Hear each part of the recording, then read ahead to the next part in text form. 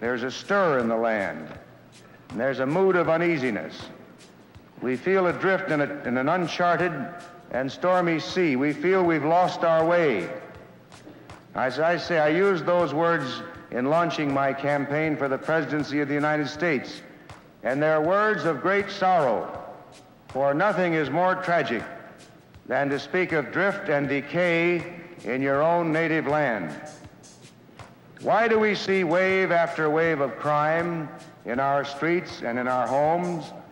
Why do we see riot and disorder in our cities, a breakdown of the morals of our young people, an alarming rise in juvenile delinquency, an increasing flood of obscene literature, corruption around our highest offices, erosion of the honor and dignity of our nation and of the individuals who compose it?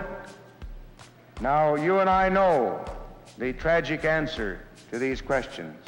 And the answer is that the moral fiber of the American people is beset by rot and decay.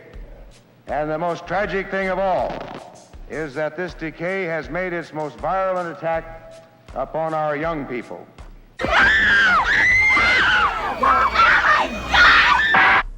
I remember the first time I saw images like these in an old copy of Life magazine when I was a young child.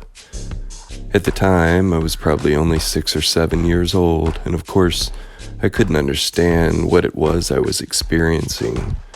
But I still remember the feeling I had looking at the photographs, a sense of uneasiness, a vague inquietude that I would only be emotionally capable of grasping and articulating years later. That what was captured by such images, at least to me, both then and now, was the same kind of apprehension Barry Goldwater discussed in the clip you just saw, which was filmed in the same year, 1964. The histrionic madness exhibited by these young women in the throes of idol worship appears eerily similar to those gripped by demonic possession, and is only possible in a rotting, materialist culture with a deep, dark void where its soul should be.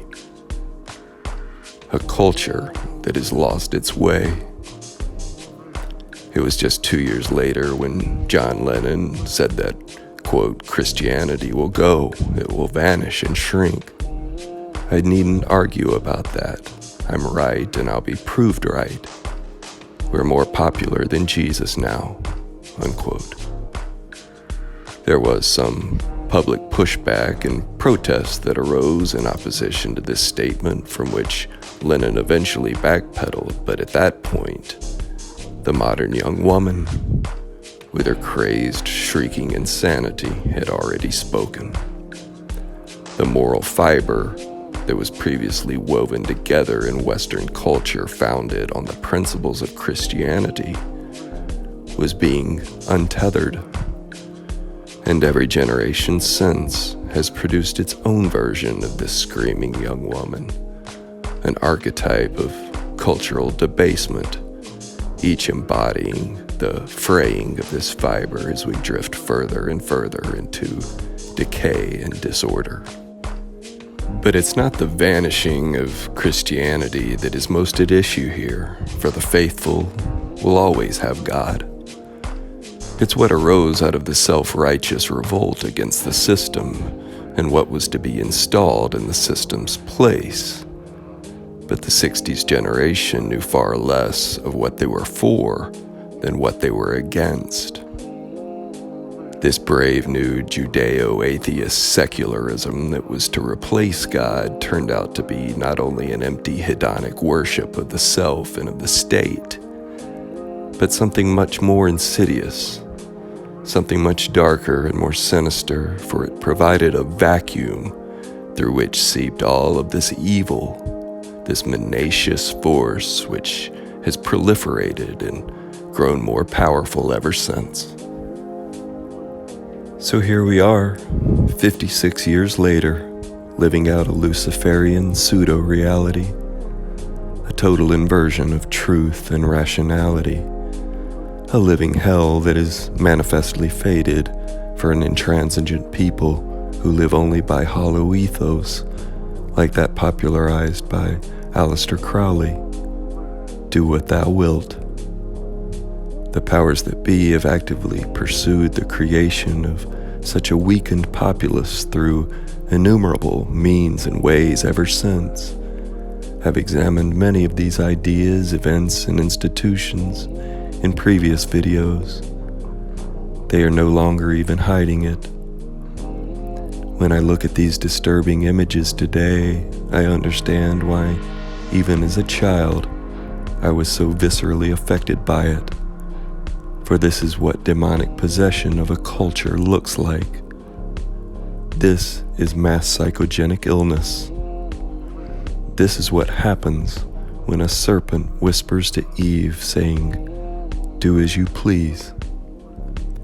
We are looking at what happens when we have lost our way, when evil has taken over completely.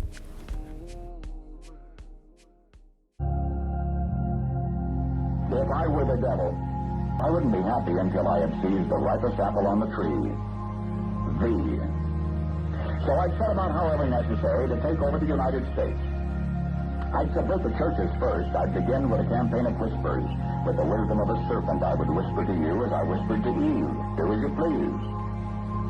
To the young, I would whisper that the Bible is a myth. I would convince them that man created God instead of the other way around. I would confide that what's bad is good and what's good is square. And the old, I would teach to pray after me, "Our Father, which art in Washington." And then I'd get organized. I'd educate authors in how to make lurid literature exciting so that anything else would appear dull and uninteresting. I'd threaten TV with dirtier movies, and vice versa. I'd peddle narcotics to whom I could. I'd sell alcohol to ladies and gentlemen of distinction. I'd tranquilize the rest with pills. If I were the devil, I'd soon have families at war with themselves, churches at war with themselves, and nations at war with themselves, until each in its turn was consumed. And with promises of higher ratings, I'd have mesmerizing media fanning the flames. If I were the devil, I would encourage schools to refine young intellects, but neglect to discipline emotions, just let those run wild. Until before you knew it, you'd have to have drug-sniffing dogs and metal detectors at every schoolhouse door. Within a decade, I'd have prisons overflowing. I'd have judges promoting pornography. Soon I could evict God from the courthouse, then from the schoolhouse, and then from the houses of Congress. And in his own churches, I would substitute psychology for religion and deify science. I would lure priests and pastors into misusing boys and girls and church money. If I were the devil, I'd make the symbol of Easter an egg and the symbol of Christmas a bottle. If I were the devil, I'd take from those who have and give to those who want it until I had killed the incentive of the ambitious. What'll you bet? I couldn't get whole states to promote gambling as the way to get rich. I would caution against extremes in hard work, in patriotism, in moral conduct. I would convince the young that marriage is old-fashioned, that swinging is more fun, but what you see on TV is the way to be. And thus I could undress you in public, and I could lure you into bed with diseases for which there is no cure. In other words, if I were the devil, I'd just keep right on doing what he's doing. Paul Harvey. Good day.